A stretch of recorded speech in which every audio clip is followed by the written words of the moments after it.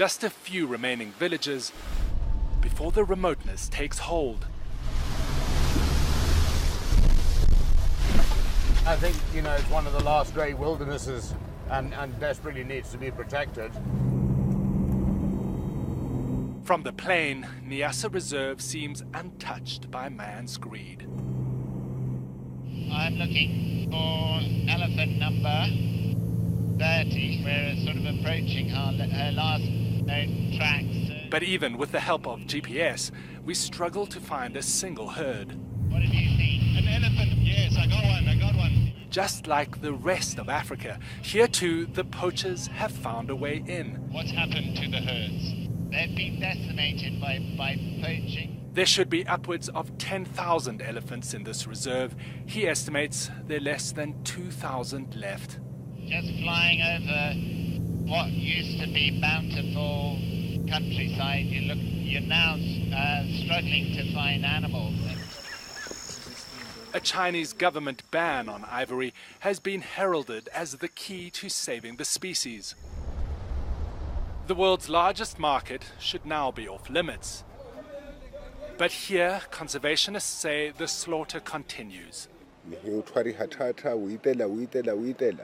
We were in the bush when we found a group of elephants, he says.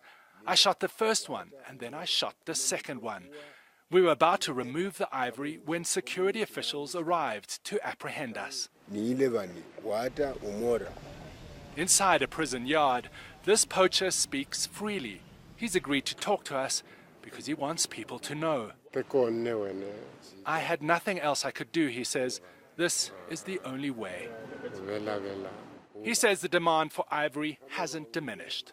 Who then are the buyers? The Chinese have come strong. I think they've bought their way in here, and they have protection. This investigator is actively tracking poaching syndicates. They know how to get things out. So we're protecting his identity. Despite the ban, he says the Chinese continue to control the market. What does that mean for conservation? Very, very bad. Very bad. If it continues like that, in Niassa, there'll be nothing left. And are the Chinese to blame for this? Yes, 100%. 100%. We wanted to see for ourselves. Using a hidden camera, we follow an investigator as he posed as an ivory middleman at the main Chinese trading center he was invited into. It was remarkably easy to get them interested. But then China is mentioned.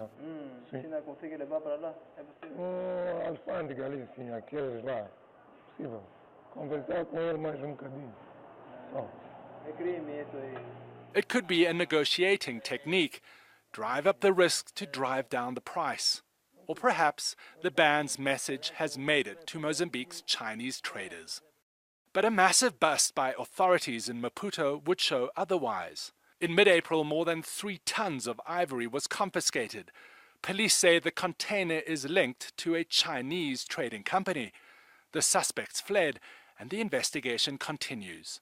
Why have there not been prosecution of Chinese nationals in Mozambique? That one is now the problem, the biggest problem. I think they are buying their way out. Corruption. Corruption. Corruption. These photos show ammunition, still wrapped in government-issued packaging. The poachers caught wearing all too familiar fatigues of the National Army. The rot runs deep. Just listen to the government's own prosecutor. We have no doubt about that, he says. Corruption is at the source of poaching. But he says there's a commitment by the state to prevent it. I don't believe that it's too late. No, I'm an optimist, and I believe that there are elephants out there in little pockets that we haven't seen, and they will come together and breed and come back strongly. But their population has reached a critical point. And unless China's ivory ban is felt here, this Eden could be emptied. David Mackenzie, CNN, Niassa Reserve, Mozambique.